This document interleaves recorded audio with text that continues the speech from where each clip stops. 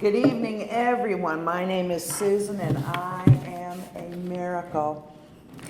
Because I happen to also be an alcoholic who has the disease of more and live in the land of not enough.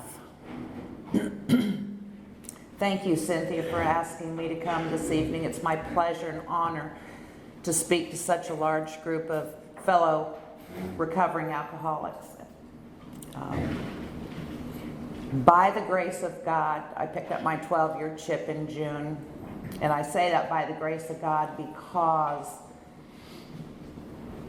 if it weren't for Him, I wouldn't be standing here. And a group of people like you that I can come and talk to and do my service work. So I'm honored to be here.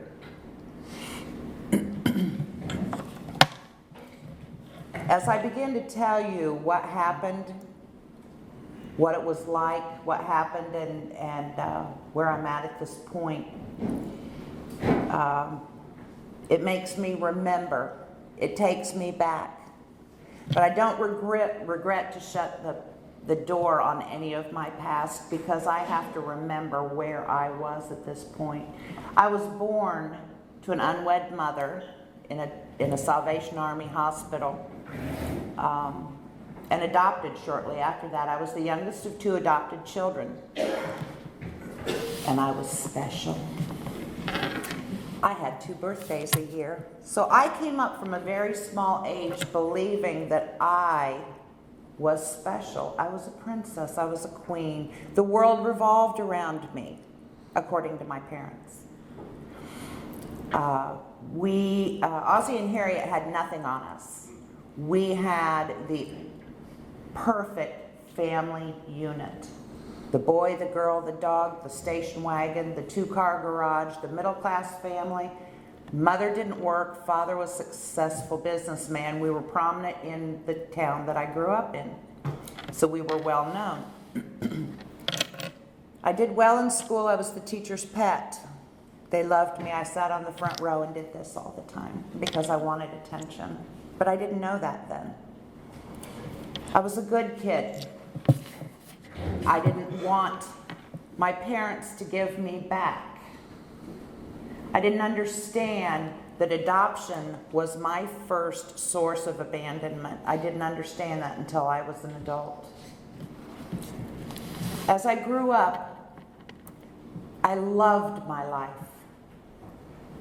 Church every Sunday, my father, the deacon, my mother stayed home. We came home, there was homemade cookies and milk on the table. We were tucked in every night with prayers. I couldn't walk by without my parents grabbing onto me and telling me how much they loved me. I was loved. I was special. When I was 14, there was a group of girls and I that rode our bikes to the high school because I was not going to take PE during the school year and get my hair messed up, okay? I certainly was not, because there were boys there and I had started getting interested in boys. It was a lot of fun. We would ride our bikes there, do our summer school classes. We'd come home. And only this one particular day I came home, my father was standing at the door. I remember I'm special. I'm Daddy's little girl. I grew up in this incredible family. Looking at me, accusing me of everything that a bad child could ever do. You've been out running around with boys. You never do anything to help your mother. You're a bad child. I'm like, where is this coming from? I ran to my bedroom. I was crying. My mother came home. And I told her what happened, and when I came out from my bedroom, my father was gone. Later, my mother came home from work, and there was a note on the table with my father's wedding ring in it. He was to be married to another woman 3 months later, and I never saw him anymore. Now, keep in mind, I didn't understand the abandonment issue with adoption, so here was my second abandonment issue. Daddy's little girl, only he didn't just leave, he told me what a horrible person I was when he left, so I grew up thinking I was a horrible person. My mother was absolutely mentally incapable of taking care of the family, so I became the caretaker. at a very early age. I also learned my first resentment because I couldn't be a child. I couldn't be a teenager like most of the other kids in the class. I had to take care of my mother. I had to cook the meals. I had to pay the bills. I had to make sure the house was clean. And I had to make sure that my mother got to work on time, all the while going to school. But I also used that pain in a positive way. I was very popular in high school. I was in all the clubs. I was on the swim team, the tennis team, the speech team, the lead in the plays. I had a counselor later tell me that was my way of compensating for the pain inside. I didn't know it at the time. I just knew that I had a hole in my heart that I couldn't explain. So I discovered marijuana. That helped for a while. I used that negative energy, I know now, because I was going to make something of myself. Absolutely, I was going to show my father, my mother, and everyone in Logansport, Indiana, that I was going to become somebody. I was going to go to college with no money. I had no money. We had since moved into a trailer because my mother couldn't afford the house payment of the house. We were basically on food stamps, and I was too prideful to let anybody know that. But I was going to go to college. I was going to show everybody, and I did. I did very well in college. I had scholarships, I had grants, and I was able to go to college because I wanted to be a teacher, because I learned at that early age how to be a caretaker. So what did I do? I became a teacher. I moved to Indianapolis, Indiana, as far away from Logansport as I could. I had arrived, I had an apartment, I had my first car, I had my first job. You could not touch me. I was somebody. I had arrived. I was all that and more. A year into that, one of the other teachers and I became very good friends, and her brother was about 7 years older. I had become friends with the family, a good Catholic family, 5 kids, good Catholic family. The eldest being her brother, and I liked him because he had a sports car, he had money, he wore a suit, and he was an executive, and he had what I wanted. So I did the next best thing. I hooked up with him. Yeah, because I wanted to be somebody. I wanted to show everybody. I wanted money. I wanted to live the life that I had dreamed of as that child. But the pain was still there. I know now that it was a God hole that I had been trying to fill with everything else. People, places, things, money, men. We dated a few months, and I became pregnant. Now, keep in mind the difficulties that I had getting through college.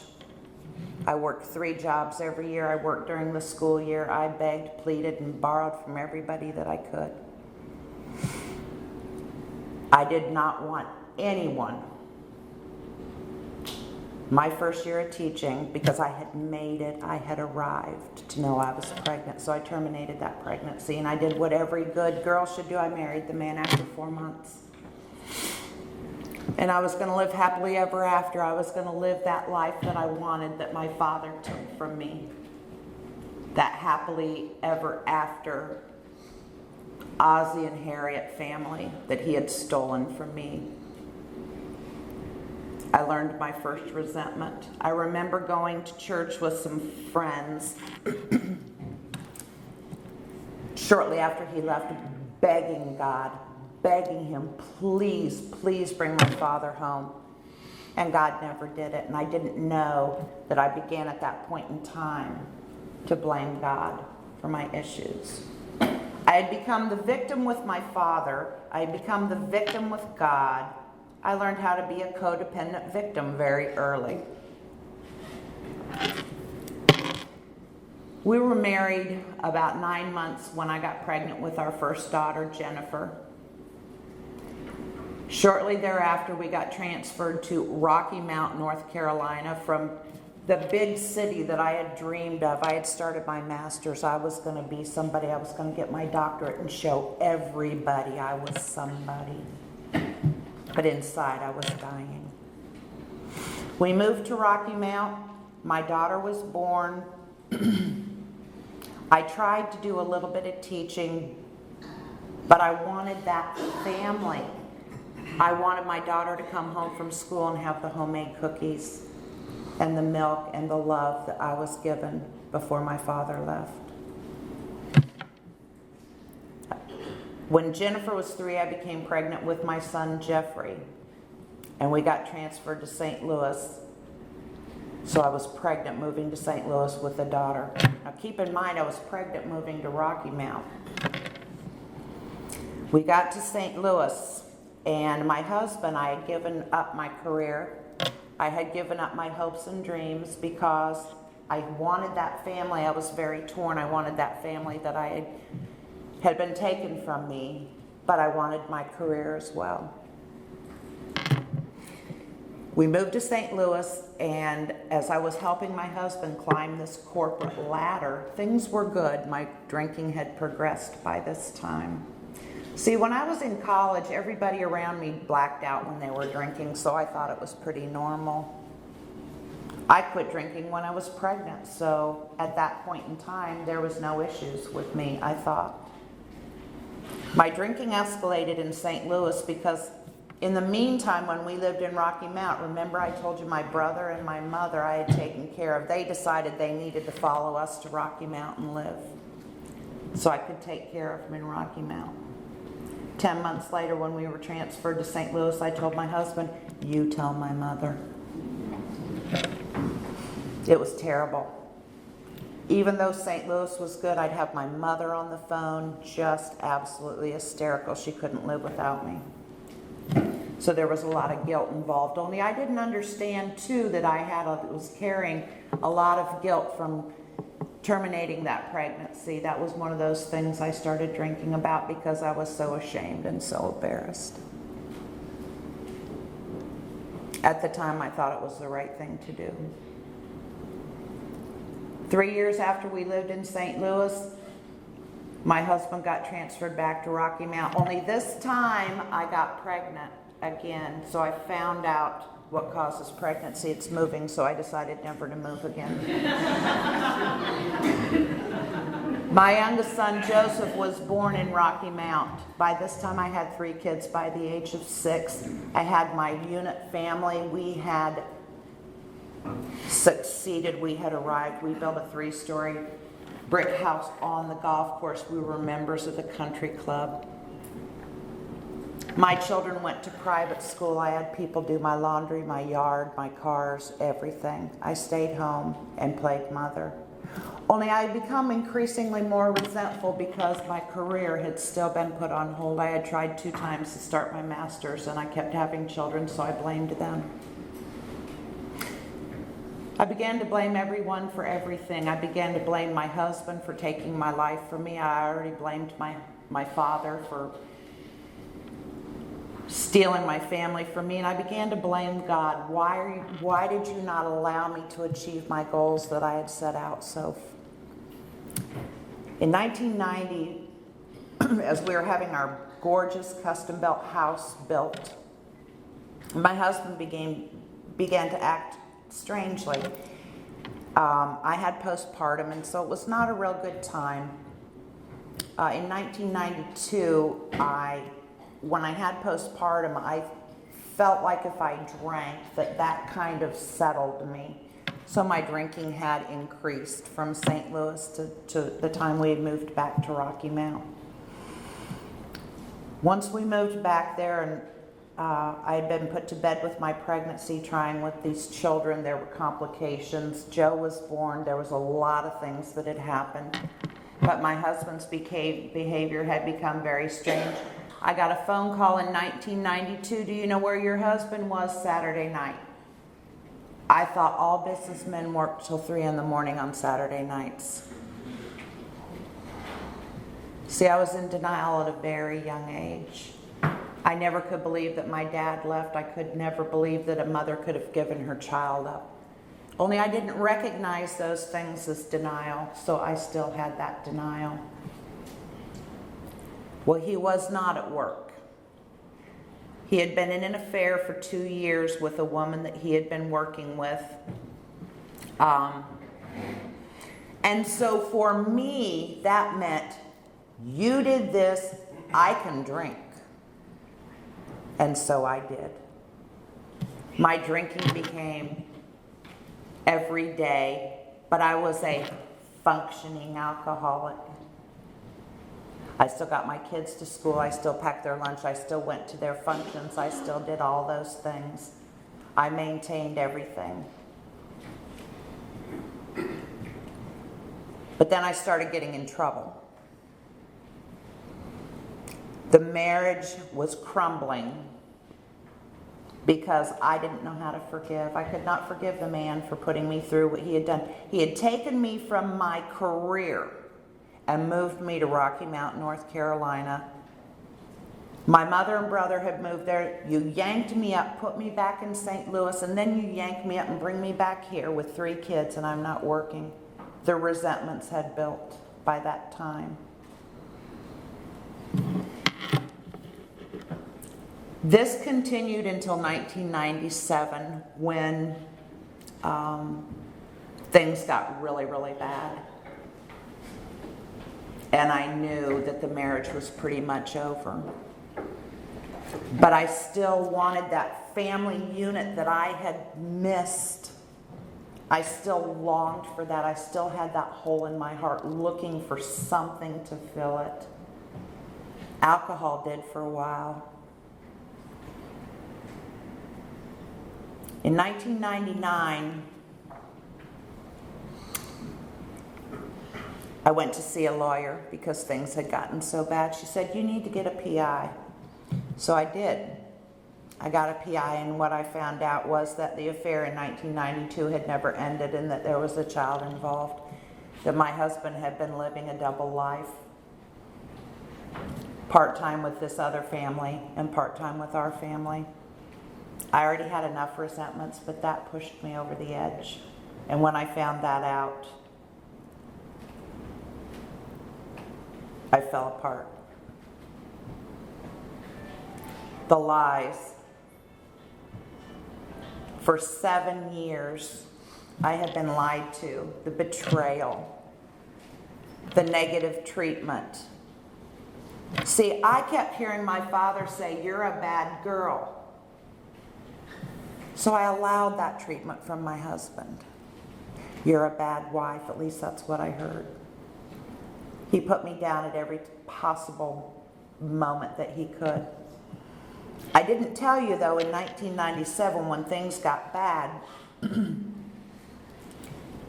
he had gotten involved in pornography, and that was a big issue that we fought over. In 1997, my beautiful daughter,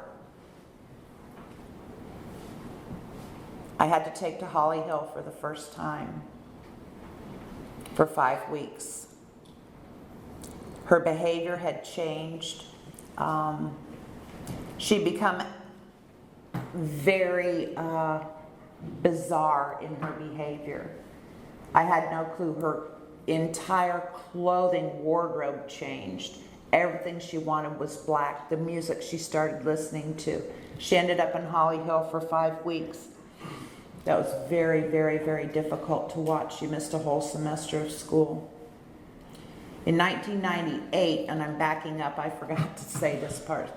In 1998, she came down, she said, Mom, I'm hearing voices telling me what to do. And I had to cart her back to Holly Hill for 10 days. In 1999, after I found out about the affair that had never ended, Jennifer's behavior had become so erratic, I could not handle her. I was drinking heavily. I had kicked my husband out, and I sued the woman that he was seeing and won for alienation of affection. In 1999, I told Jennifer, I said, you're going to have to go live with your dad. She had become violent. She had become destructive. And she went upstairs and she came back down. And when she came back down, there was blood spewing from her wrist saying, "Mommy, help me, please." She had slit her wrists and OD'd on medicine, so I had to take her to the hospital and back to Holly Hill. She went again after she got 9 stitches in her arm and pumped for her stomach. We found out in 1999 that there was suspicion that my husband had been sexually molesting her. I wanted to kill him. Jennifer did go to live with her father, and my middle son, Jeffrey, didn't want her going by herself, so he went with her. My youngest son, Joe, was 9 at the time. He said, "Mommy, I want to stay with you." But I was not a good mother. I was a drunk.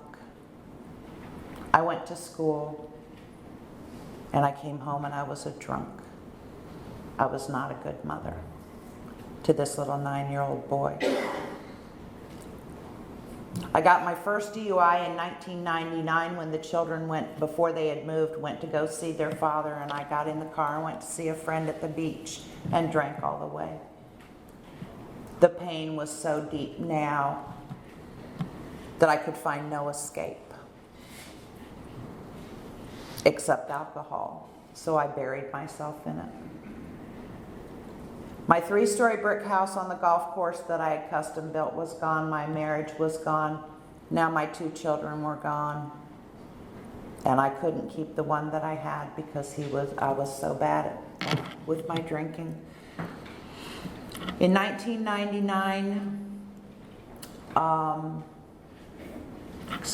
2000, In 2000, my husband took me to court with my daughter and my son dressed in their Sunday best to testify against me because he was going to take Joe from me. And he did. I went ahead and said, "No, Joe, you go ahead and live with Father," because I didn't want to put my 2 children up on the stand to pit their mother against their father. So I watched him go. And I had nothing to live for.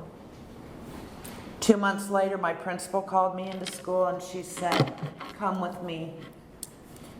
I had gotten another DUI in the meantime, and they put me on probation, and they said, "You have to call your employer." So I called my principal on a Wednesday night.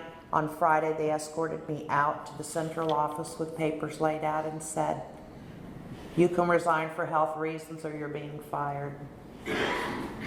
That was in February. Joe left in January, and I died that day.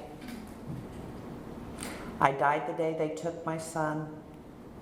My career that I had worked so hard for,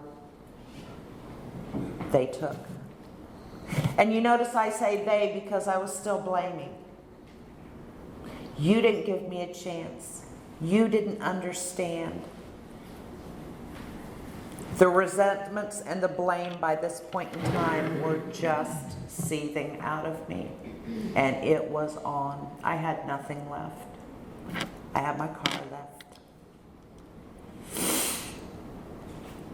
I drank from morning till night. I drank until I would pass out. I would get up from being passed out and I would drink until I went to bed. I didn't want to live. I tried to die. I wanted to die, but I was too chicken to do anything. I figured if I drove in the car enough drunk that I would get killed. So every chance I could get, I got in the car and drove drunk, not thinking about the other person. Then came the raggedy-ass men. Yeah. I hated myself so much by this point in time. What kind of mother gets their children taken from them? I hated myself. So it didn't matter who the man was, it was attention. And I'll tell you what, I was a dick magnet. I am not kidding you. Every Tom, Dick, and Harry that came along would just suck me right up. I call it that.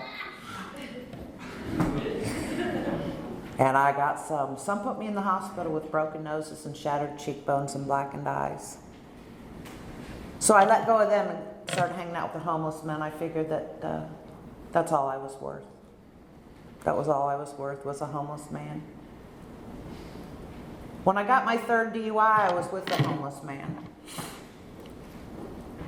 I was living in a little house that I was able to get with, when I was divorced, with some of the money from that. And I figured we'd be just happy on that park bench. That is where alcohol took me. I didn't care about anything. I didn't care about you. I didn't care about my children. And when they left, don't you know, I could drink all I wanted to. That is sick. It was more important for me to get drunk than to see my children. I did not care. My third DUI, I was ambushed in my driveway. I neglected to tell you that in my little house, I lived next door to a state trooper. And the day he came over and said, "Where's the other half of your car?" Don't remember. I put that homeless man in the car with me with my half side of my car missing, and went up and got beer. Came back and drank and got drunk. The thing about it was, he was in another county, so he could not arrest me. But he had a buddy come do it. I pulled up with my homeless friend, and the lights were flashing, the sirens were going. "Can you step out of the car, ma'am?" "No, I can't." I was too drunk. So I fell out of the car, and they took my car that day. I forgot a real important part of my story, though.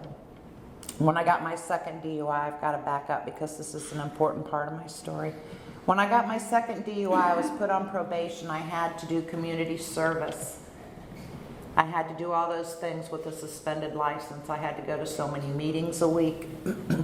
I didn't understand that 6 months or a suspended sentence meant what it meant.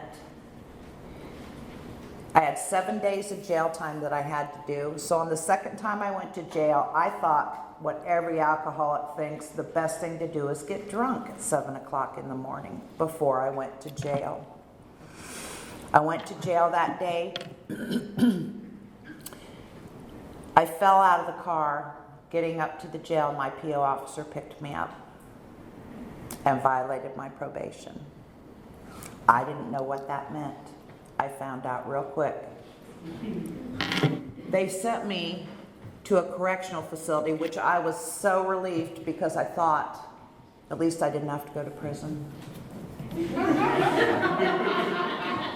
I got in prison and they said, "Cuz, you is in prison." So I got to spend time in prison. And you know what I did? My 80-year-old mother, who would only drive to the grocery store, came and picked me up that day that I got out. I waited for her to get around the corner, and I got in my car with my revoked license. I went straight and got liquor and got drunk. Sick. Alcohol took me to places that I didn't even know existed. Now I'm going to fast forward back. Now I'm with the homeless guy. So I get ambushed in my driveway. The man said, "Step out." I step out. Here comes the tow truck, and they're towing my car away. And I said, "When do I get it back?" And he said, "You don't." So there my beautiful brand new Mazda 626 towed off. And I was really angry because there was beer in the back. I'm like, but wait. They handcuffed me and took me to jail. I got out and went home, and that homeless man was waiting for me. And we walked to the little store and got liquor and sat in the driveway, and we got drunk. That was my third DUI. I had already been in prison. I had already gone to jail. I had already lost everything that meant anything to me. I just gave up. And I prayed God would just take me. That happened on May 31st, 2003. I had to go to court in November of 2003. And I was scared. I was facing my third DUI. I'd already done 6 months of jail time. I knew I was going away. I knew I was going away. So something happened during those 6 months. I said, maybe I should go to AA. So I went and I didn't drink. I went to a rehab, which was my 5th rehab. Rehabs don't work. For me, I thought. They had done nothing. The other 4 had done nothing. This one wasn't going to do anything either. I was so scared that I got scared enough not to drink, because I knew when I went to court what that judge was going to tell me. November 23rd, 2003, I went to court, and of course I dressed like a teacher because I knew he'd be lenient with me. I was sobbing because this time I knew it was going to be bad. My lawyers walked up. He said something to the judge. It seemed to have taken forever. I don't know what he said to him. I do know this. When I was waiting for my sentence, that judge looked at me and he said, "Ma'am, I just hope you can help another alcoholic." And I walked out of that room with nothing that day. I'm a miracle. Because by all rights, I should not be standing here tonight. But by the grace of God, here I am. I took that judge seriously. And I got involved. I got a sponsor. I did what I was told. I read the material. I worked the steps. If they would have told me to hang from my toenails, I would have. I didn't care. This time I had to do what I was told. I had to follow some directions. I had to get over my pride and my ego enough to listen. I had to become willing enough to understand that I wasn't God, that there was a power greater than me, that had done all this for me, that had been there when my dad left, that had been there when my mother gave me the choice of living or dying, and she gave me birth. I had to forgive. I had to quit blaming. So therein began my journey. I started going to meetings. I got a sponsor. I got sponsees. But the whole thing, the most important thing of it all, was I had to get honest. I was like, I don't steal. I don't lie. I had to literally look these words up in the dictionary. I had to get honest, brutally honest with myself, that I can't drink. I was about 6 months sober when I was sitting there and the light bulb went on in a meeting, and the light bulb went on and I said, that's what it means.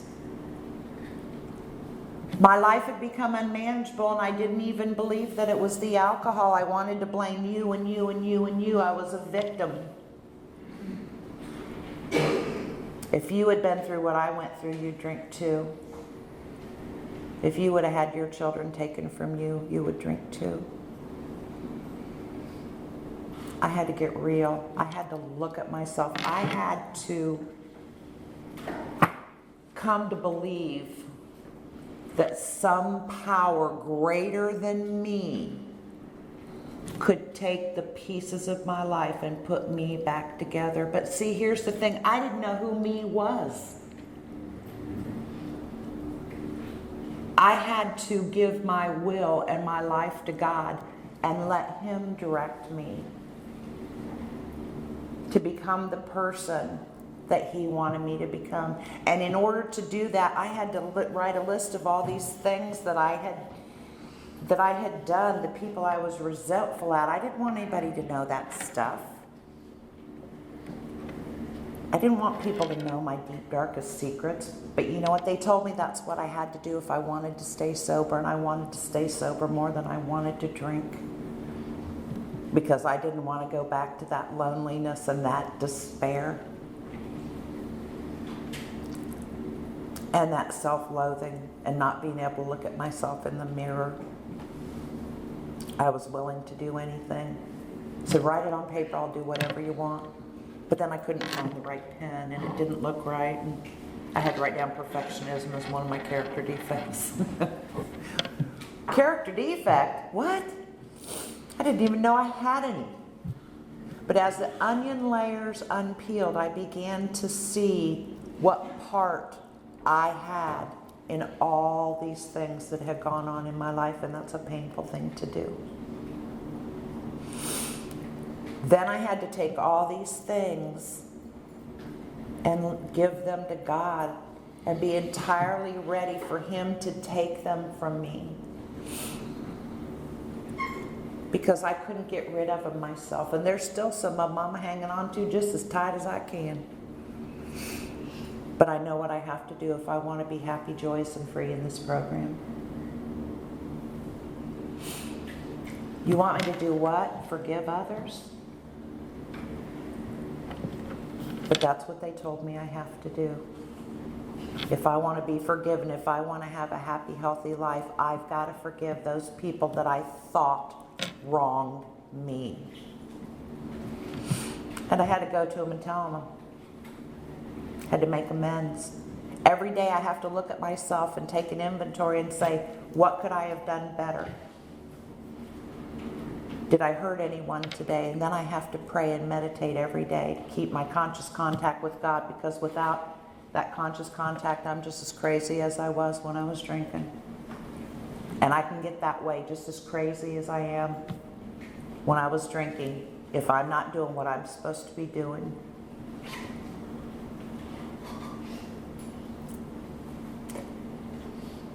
My daughter graduated with in 4 years with a degree. In college, she's doing beautifully. She lives in Charlotte, making 6 figures. I wish I was doing the same. Doing very, very well. My middle son just graduated with his master's. He had gotten expelled from school for selling drugs during that time. He just graduated from Appalachian with his master's, and my youngest son will graduate in May from ECU. My family has been put back together, and it's really funny because, you know, when I got better, everybody else got better. Isn't that funny how that works?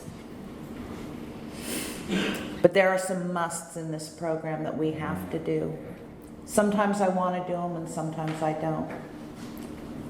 I was delighted to come when Cynthia asked me to come and speak today, because that's part of service work, and I jump at every time I have the opportunity to do any kind of service work. There's a couple things I want to share with you before I close.